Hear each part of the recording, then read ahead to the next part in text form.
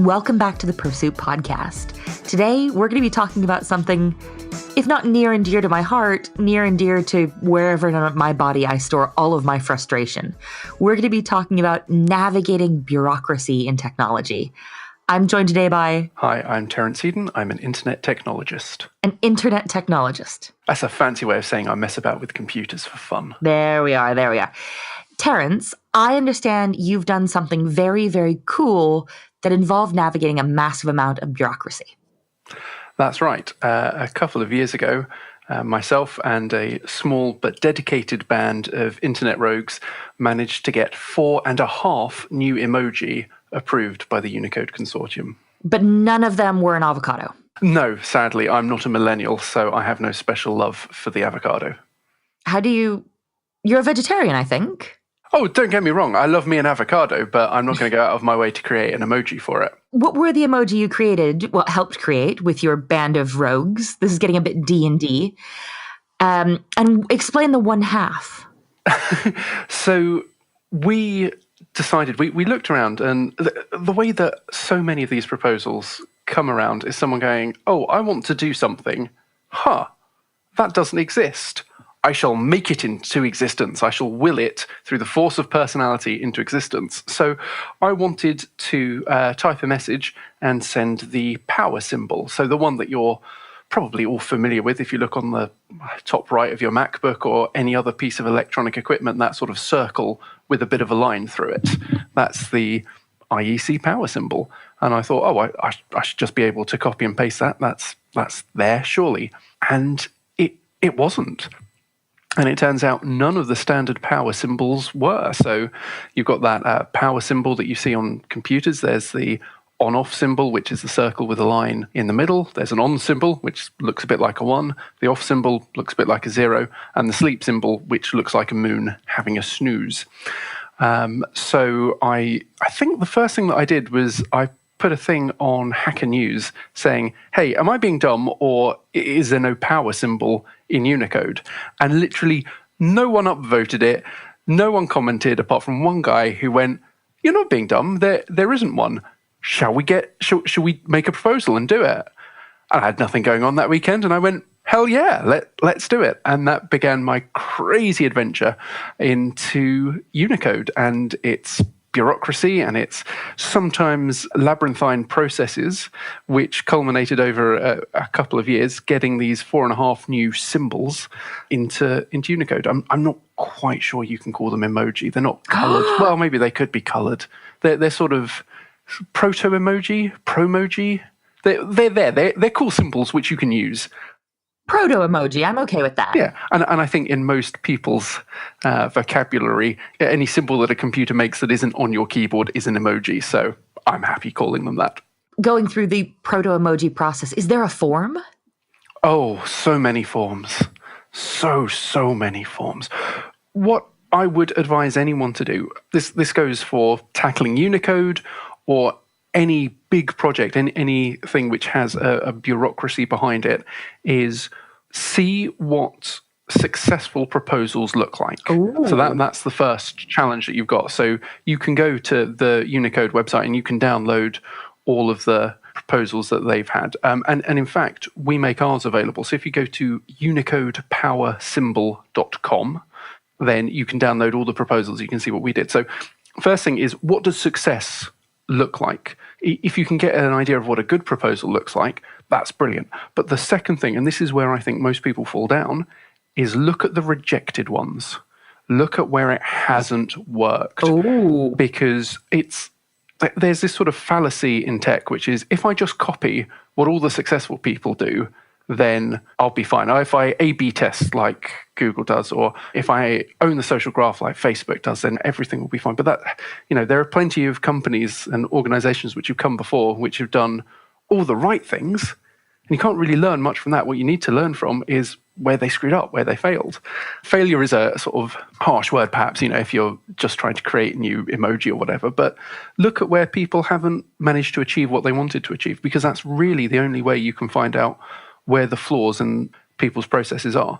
We looked at a bunch of proposals which had succeeded, and we went, okay, so we need to fill out this form, and we need to provide So for emoji, you need to, or new symbols in Unicode, you need to prove where they have been used in running text. Oh. So that means where someone has been typing and then they've put a drawing in. So for our proposal, that was really quite easy. We found a whole bunch of... Easy? Well, easy-ish. We Manuals. Exactly, yeah. If you can find an old VCR manual from 1970 whatever, I guarantee you, it's got a power symbol. Go to Junkyard, go onto the internet, you'll find them. So one of the things that we'd noticed is where people had not managed to get symbols in the past, one of the key things where they fell down was they weren't able to provide evidence. And you think, though, this is so obvious. If there's no evidence, how can anyone judge you? So that's what we did. We made sure that we were, if anything, possibly slightly evidence heavy to show this is what we've done. And the only reason we knew to do that is we looked at proposals which had failed.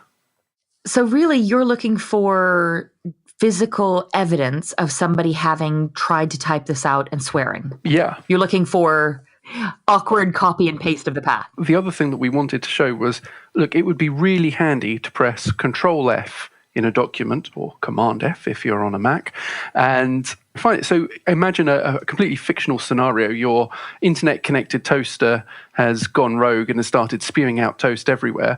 You're looking through the manual for the power button. You want to be able to hit Control F, paste in the power symbol, and go straight to page 137, and boom, there we are. That's the kind of thing which we said, look, you can't do that if people are just pasting in graphics. Did you include the toaster example? I don't think we included Talkie Toaster in there, but perhaps we should have done. Maybe things would have gone slightly quicker if people were more afraid of their bread-based masters. The point is, with any of these things, is people had...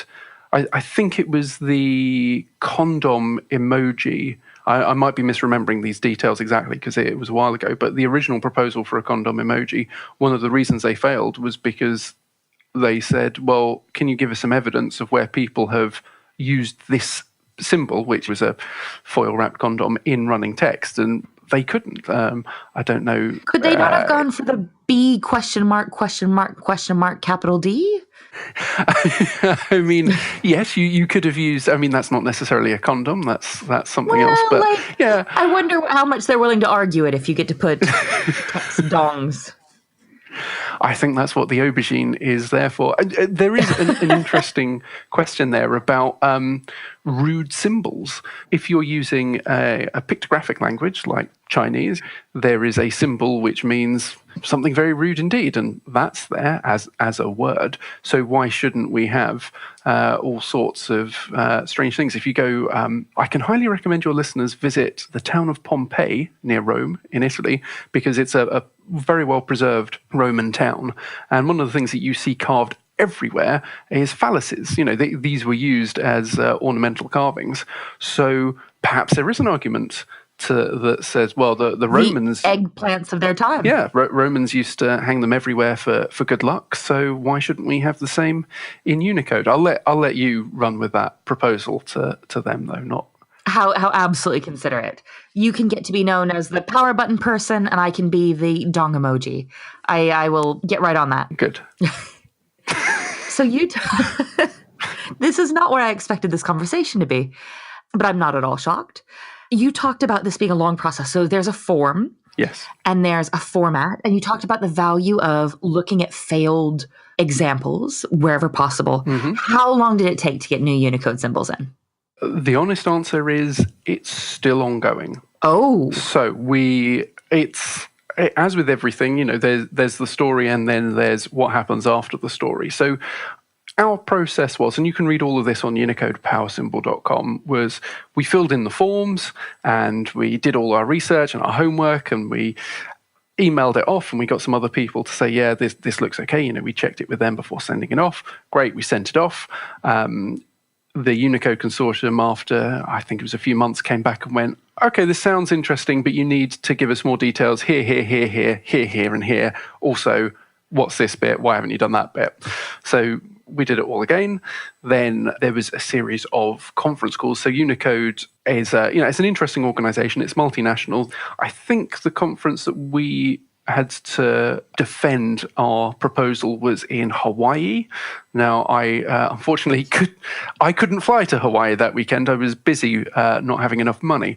So we teleconferenced in. And this whole process didn't cost us anything more than time and I think $10 to register the domain name, which we didn't need to do, we just wanted to do. And teleconferencing in was free. And I think we had 1 or 2 calls and then a few emails. And the process itself took place over a year to 2 years. But it wasn't constant work through that time. It was just remembering, oh, well, they've sent me an email, I need to deal with that before the deadline. So it was approved relatively quickly. Some of these things sit in committee for ages while everyone argues over them. These were fairly uncontentious because we'd shown so much evidence. So it was approved, and it was approved, I think last year. And now we're waiting for, thank you very much, thank you, applause emoji. We're now just waiting for all of the fonts and all the computer systems to catch up. So Google's Noto font, Noto, now has them incorporated, and I've been told that the next release of them will have our 4.5 symbols. And that will mean that when your Android gets updated, probably after Oreo, but who knows with Google, you will be able to type and send the power emoji. We have sent some emails to Apple, and Apple never replied to anything, so we'll see what happens there. And then we've released the font as well, so that other font manufacturers, that's not a word, is it? We have made these fonts so artisans across the web can incorporate them. It's free. We've done it under the open font license. So we've successfully navigated one pile of bureaucracy, which was Unicode, only to hit another more diverse pile of bureaucracy, which is, well, Google need to update and Windows probably need to update their fonts, and can we get them into Ubuntu and all of these things. So it's bureaucracy all the way down. The more you complete, the more there is to do, but we'll get there.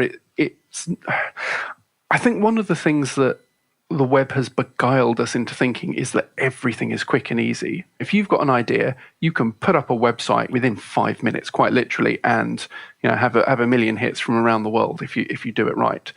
But with big infrastructure things, there's a whole bunch of work, and you think, oh, I've done it. I've done all this work over a couple of years. It is now complete. And then you go, oh, no, that was just the work to get me in a position where I can do more work and deal with more bureaucracy, which is... it's fine, but you just need to be aware that that's what you're letting yourself in for. So with dealing with a large bureaucracy, look at all the documentation, prepare yourself for a long slog, and then don't celebrate too much after you've won, because it's very likely there's going to be more and more. Oh, that's right. And I would say gathering a team of people who are committed, who are true believers, because, So I'm going to need other people to come with me on my dong emoji mission. Yes, it's going to be a long, hard slog, but I went there. One of the things is that you can be knocked back, and it is incredibly dispiriting. We submitted this great paper, we thought, and then they come back and say, nah, you need to change all these bits. And if you don't believe in what you're doing, it's hard. And if you have a team or you don't have any team and you've got no one to back you up and say, keep going, we can do this. I'm not much of a team player. I don't like team sports, and I don't like some of the rah-rah stuff around teamwork, but it's enthusiasm. Enthusiasm, there we go. And some of the groupthink. But you do need people to help you just push over that last bit. So I worked with Joe Lowry, who was a student at Oxford University at the time, and he happened to know people in the IECS. So I think he knew Bruce Nordman, who was just one of these people who'd been involved. I think had possibly created the symbols originally. Now, There was no way that I, by myself, could have found this person. I mean, maybe I could have trawled through and Googled and Binged and all the rest of it and sent a cold email. But if you don't have a wide network of people, you're not going to get them to spider out and find those connections who can help bolster your claim or help find people who've done the same thing before and give you tips on it. And, that's one of the reasons why we released the website sort of detailing all the processes that we went through, is that if you're doing this and you feel, oh God, it's so cold and lonely, I don't know what I'm doing. drop us an email. We might not be able to help, but we can give you encouragement and give you the tips that we found along the way. Because the world community is, I'm going to sound really sappy now, but we are a community. We are here to help you. If you think, I've got a brilliant idea and I'm going to get it done, I guarantee you there's someone else out there who's thinking, that's a brilliant idea, I want to help get that done. Maybe you won't find them straight away, and maybe you'll be knocked back half a dozen times, but the tech world, for all of its flaws, I think can be really friendly and really encouraging, especially when someone's come up with a bright idea, which is going to make the world just a tiny, tiny bit better. That's very, very hopeful and very optimistic in a conversation we've been having that's been a bit irreverent at times. Yeah, I mean, I like to think that at some point, someone is going to hear this podcast and go, oh, you know what? I've always wanted to get this interesting symbol in. And maybe it's a lost language, or maybe it's a thing that you see every day. Maybe there's just something that annoys you. And the answer is, I have no special training in dealing with bureaucracy. I have no knowledge of fonts or Unicode particularly before I did this, but the World Wide Web is this, turns out, fantastic free information resource. The answers you need are there, and if you've got the time, and don't underestimate, you're going to have to spend some time on this, and the motivation, you can probably get it done. I mean, that's a bit of a privileged position, because I appreciate not everyone's got the time and not everyone's got the language skills to artfully communicate exactly what they want, but you can find people who will help you, I guarantee it. You've at least inspired me. While we've been chatting, I did indeed register dongemoji.com. No, Jess. Oh, Jess, no. No. And I'm going to give that away to whatever listener wants to take it off my hands and pick up this task which you've awarded to me, which I genuinely do not want. But that's the other thing, is that with any of these bureaucratic processes, once they start, it's kind of hard to stop them. If you went and you genuinely submitted a full proposal to the Unicode Consortium or anyone else saying, this is what I want to do, and here are all the good reasons for it, and then you dropped off the face of the earth the next week, that process would still grind away, and it would take a look through it, and it would do stuff, and there would be someone on the committee who would either keep it alive or send it out and say, hey, look, no one's responding to this. Does anyone else want to take it up? So that's one of the nice things about bureaucracy, is once you get over that hurdle, once you start it off on something, it just keeps trundling for a bit under its own momentum. And that can be... The nicest thing about bureaucracy is that it's an impossible to stop grind that sustains itself. I mean, maybe I'm overselling it a bit, but yeah, sure, why not? What kind of advice would you give folks not out there battling or engaging with, if we want to be gentle, not out there working with an outside bureaucracy, not working with the Unicode Consortium, not working with WC3, but working with internal bureaucracy? I want to do a thing, but my lord, the processes internally are keeping me from it. Cheat. Lie and cheat? No, don't lie. Never lie. Liars never prosper. And cheaters often come up to a sticky end, but it's all right to subvert the process. So an example that I've had recently, I shan't name the company, but I was trying to get them to deal with boring refundy type things, but they've got to send something over here and something, and it had just been battling on for weeks, what should have been a very simple process. So I found the CEO's email address, dropped them an email saying, hi, I'm one of your customers. Something has gone terribly wrong. I'm sure you'd be horrified to know that a simple process like this is screwed up. What can we do to fix it? And hey presto, what do you know? Within half a day, someone from the CEO's office said, oh yes, we're terribly sorry, Mr. Eden. No, yes, that's inexcusable. Yes, we'll get that refund. And no, of course, you don't have to worry about. And you can't do that every time. And your first response should never be, oh, I'm just going to go above your heads, because processes are there for a reason, and you'll spoil it for everyone else if the CEO's email just becomes a help desk. But if you've given it a good shot and people are being absolutely intransient, then I've occasionally gone on to LinkedIn. So I had a problem with a website hosting provider that I was using last year. And are you going to tell a story where LinkedIn turns out to be useful? LinkedIn can be useful. So I managed to map out the CEO, the CTO, the head of business development, and various other things on LinkedIn. And I sent them a message and said, just so you know, I'm trying to buy this thing through your company and you're making it incredibly hard. I'm trying to give you money. You don't want it. What gives? I was slightly more polite and a bit more formal, and you don't know me, but...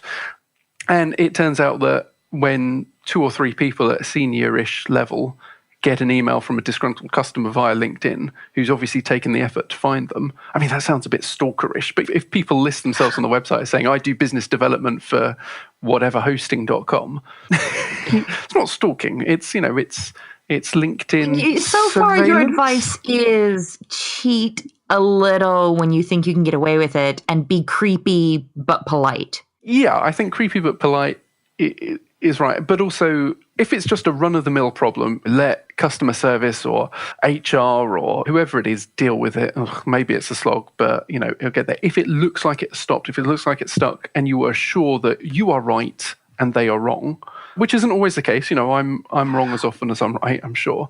But finding a way through that, I mean, it's the same reason why people tweet about poor customer experience, right?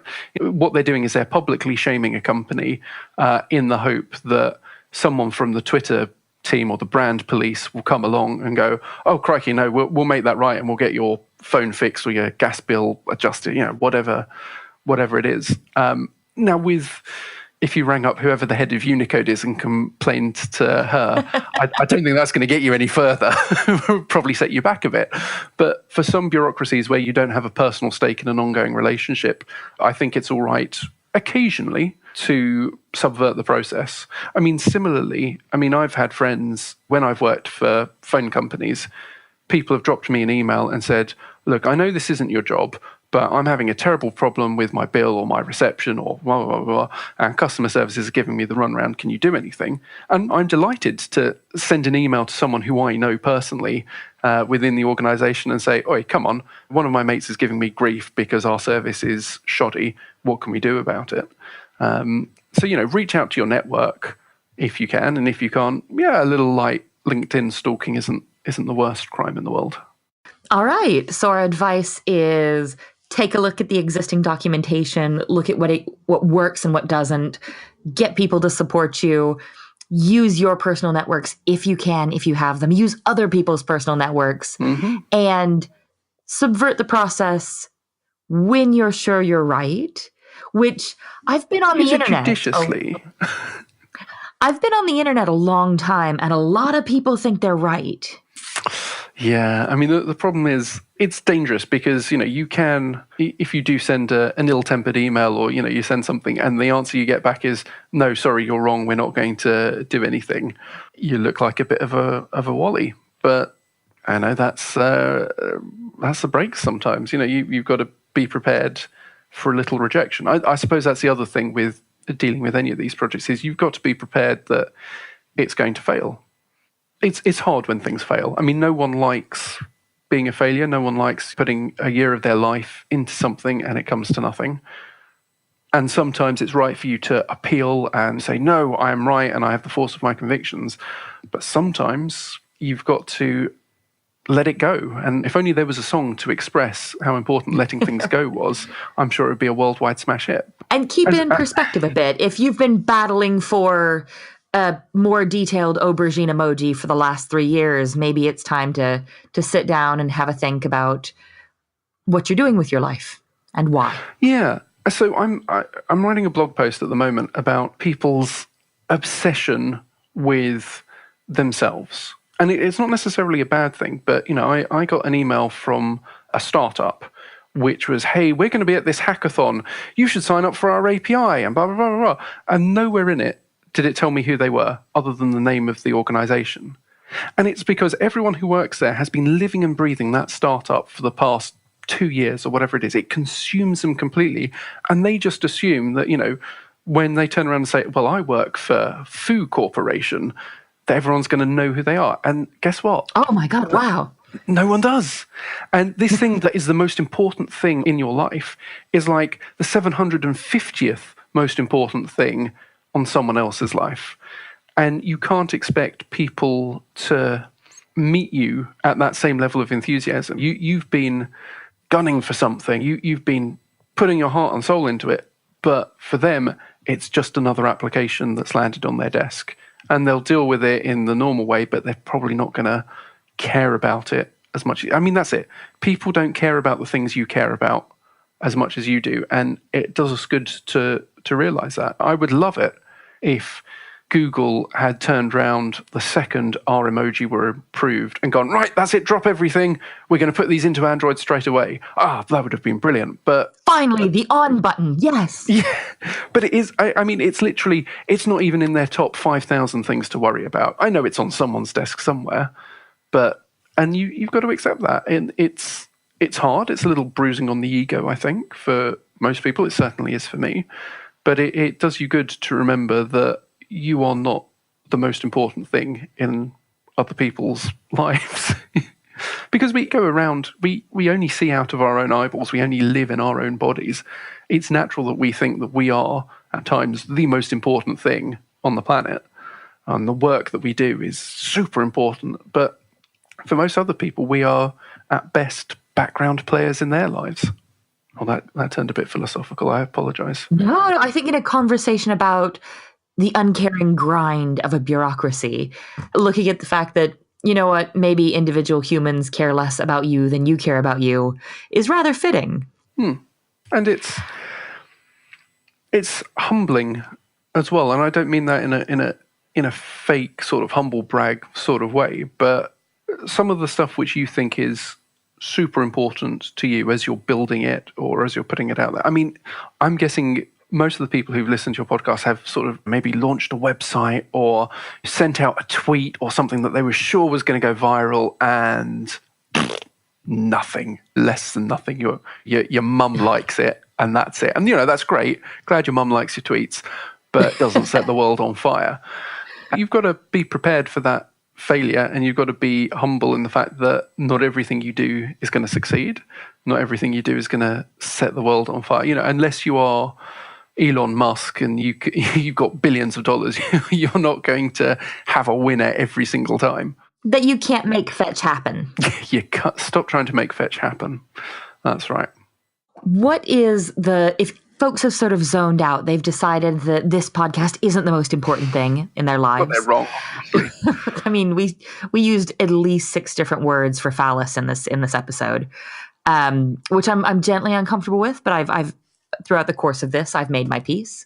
If you or anyone you know has been affected by the contents of this podcast, please tweet Jess about it. It's all her fault. Sorry. I'm not sure whether or not the disapproving length pause will be edited out, but I take full responsibility. Yes, quite. For everything. We're both professionals, dear listener. You've got to do something in a bureaucracy. You're feeling a bit trapped. What do you want to come back to and say, just remember X? Just remember other people have done it. It's not an insurmountable problem. I mean, you are unlikely to be the first person to have tried this process and been chewed up and spat out by it.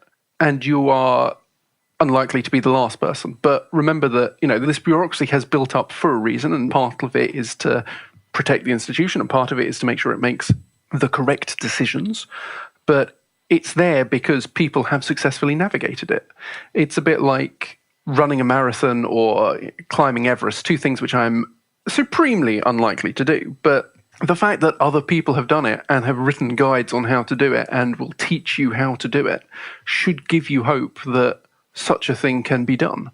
Whether it's claiming expenses at work, which I know for a lot of people can be a hellish trial, or whether it's trying to get new emoji in, or if you're trying to get an RFC at the IETF, or new elements into HTML, or whatever it is, remember that other people have done this. This is possible. You might not be able to do it, but it's there. It's a possible success for you.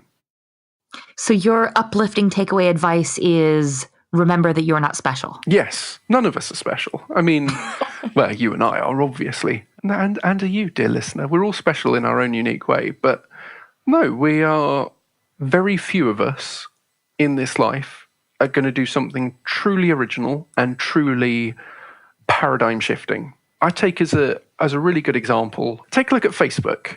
So Facebook, I think we can all claim, is a success. They have won what they wanted to win, and they make a lot of money for themselves. Great.